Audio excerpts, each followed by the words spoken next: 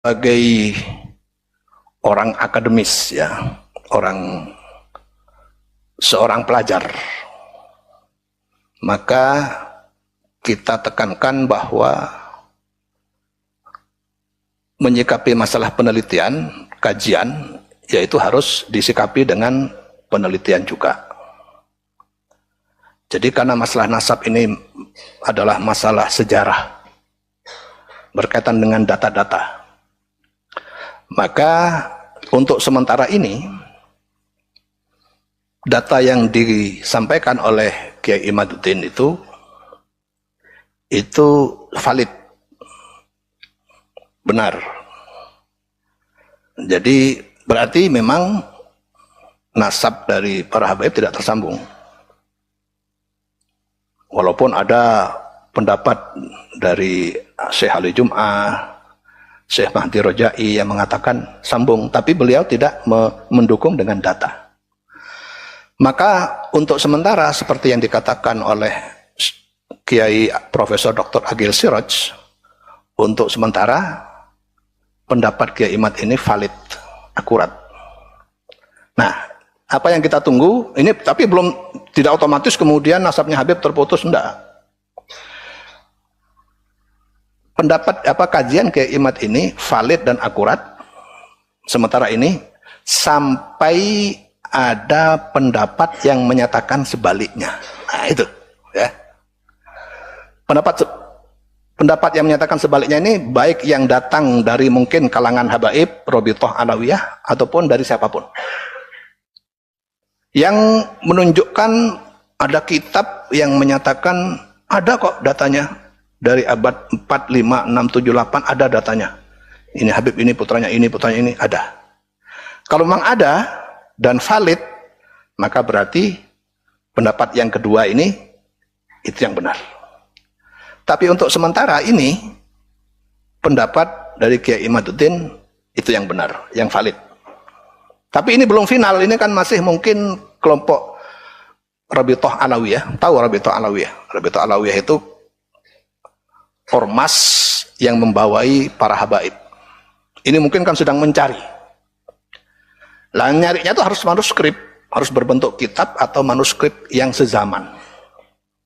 Satu, dalam menyikapi kajian nasab ini, Pondok Pesantren Al Khairat bersikap secara ilmiah. Apa artinya ilmiah itu? Yaitu pendapatnya mendukung orang yang berpendapat memakai data. Data itu berarti kitab. Yang kedua, bahwa hasil penelitian dari Kiai Imad yang menyatakan bahwa tidak ada bukti buku sejaman yang menyatakan Habib itu bernasab kepada Rasulullah dari abad 4, 5, 6, 7, 8, itu memang bukti tidak ada. Memang buktinya tidak ada. Saya sudah teliti kitab-kitabnya itu, memang tidak ada. Jadi berarti pendapat Kiai Imad itu benar. Cuma ini bukan berarti final. Kita masih menunggu jawaban dari kalangan habaib yang mengkonter ini. Konternya bukan konter barang siapa yang tidak percaya habaib dapat kualat. Bukan itu namanya nggak ilmiah. Nggak ilmiah itu. Pokoknya harus percaya, kalau nggak percaya kualat. Nggak dapat syafaat saya, itu namanya nggak ilmiah. Yang ilmiah itu gimana? Para habaib menyatakan kami sudah menemukan buku-buku yang diminta oleh Kiai Imad, yaitu buku-buku sezaman abad 5, 6, 7, 8. Ini kitabnya. Nah itu baru ilmiah. Sementara ini masih belum ada. Maka kalau sebelum ada, maka selagi belum ada, maka kasusnya dipending dulu. Untuk sementara Kiai Imad valid, tapi bukan berarti Habib itu putus total. Kita tunggu dulu. Sampai sekarang masih belum ada jawaban yang menjawab pertanyaan itu. Pertanyaan Kiai Imad. Yang bisa mengkonter bahwa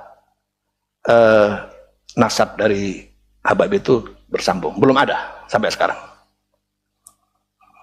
Yang ada adalah tanggapan dari mereka yang menyatakan bahwa nggak ada kewajiban untuk harus sezaman. Cuma itu, berarti kan masih belum ada. Tetapi tidak ada bukti sezaman itu memang harus ada. Gimana kita harus membuktikan bahwa dia keturunan kalau nggak ada kitab pada yang menunjukkan itu dari kitab yang ditulis pada abad ke-45.